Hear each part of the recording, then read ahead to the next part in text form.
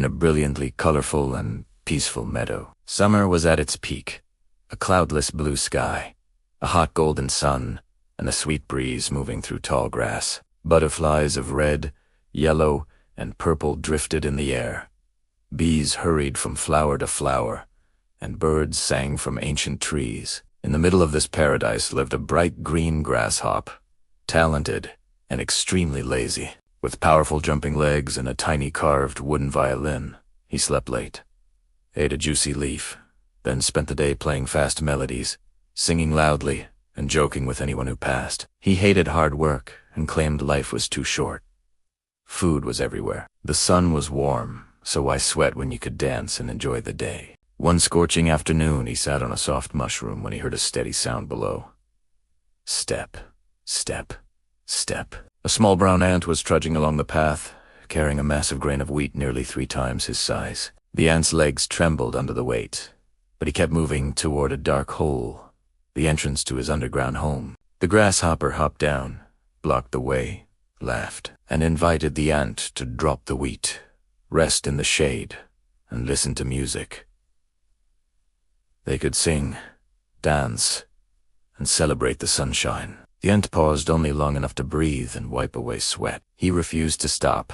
He explained that he was gathering and storing food for winter. In summer the meadow overflowed with leaves and seeds, but the season would end. Autumn winds would chill the air, and winter would bury everything under snow. There would be no flowers, no green leaves, and nothing to eat. He warned the grasshopper to prepare food and shelter now, because music would not keep him alive when the cold arrived. The grasshopper burst into his loudest laugh. Winter, he said, was far away. The fields were full of fruit and seeds, so worrying about months ahead was a waste of a perfect day. He kept his routine, sleeping late, playing violin, and mocking the ants as they marched past with crumbs, seeds, and insects. The ants, meanwhile, worked from sunrise to sunset, filling deep rooms with enough supplies to survive the harsh months. Slowly the weather changed. The air cooled, leaves turned yellow and brown and fell. Birds quieted, and butterflies disappeared toward warmer places. The grasshopper's fingers grew stiff in the wind, and the leaves he found were dry and bitter. Yet he still insisted the sun would return tomorrow. It did not. Dark clouds covered the sky. The temperature dropped, and one frightening morning the meadow lay under a thick blanket of snow. The river froze solid. Trees stood bare like skeletons, and the lively world became silent and white. The grasshopper had no home, no reserves, and no food. He wandered through the snow, dragging his useless violin, digging under frozen roots, and searching for seeds. But he found nothing. After days of hunger and cold, he grew weak, pale, and desperate. Then he smelled something wonderful: warm baked seeds and sweet honey. He followed the scent to a small door hidden in the roots of an oak tree.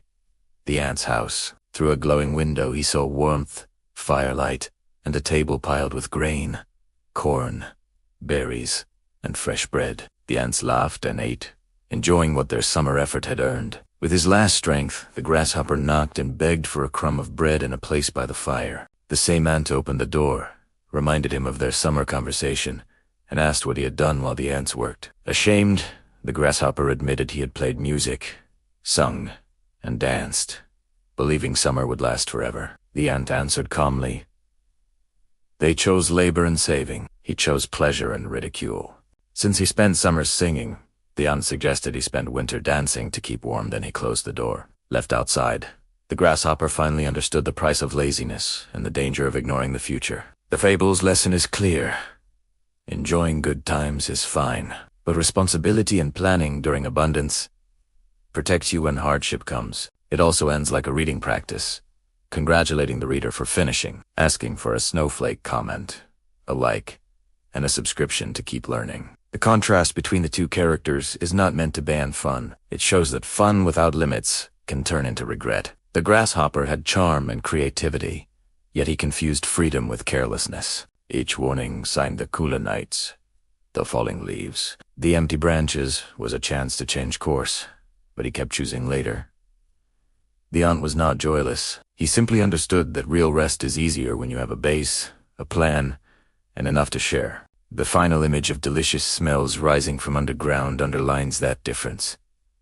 One life depended on luck, the other on accumulated effort. As a piece of language practice, the story repeats clear actions: work, carry, warn, laugh, search, beg, and strong sensory details.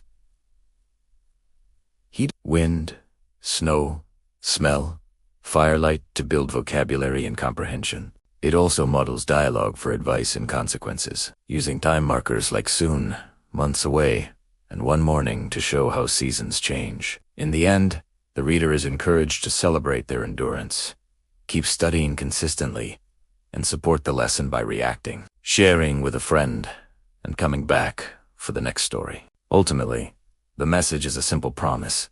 If you protect your future self today, tomorrow becomes less frightening. Prepare in small steps while the sun is still warm. Save a little, learn a little, build a habit. So that when winter arrives in any form, you are not starting from zero. The ant's firmness may feel harsh, but it highlights responsibility. Choices have results, and ignoring them does not erase them. That is the moral carried by the snow. If you reach the final line, drop a to mark your dedication. And keep going. English grows fastest when you finish what you start.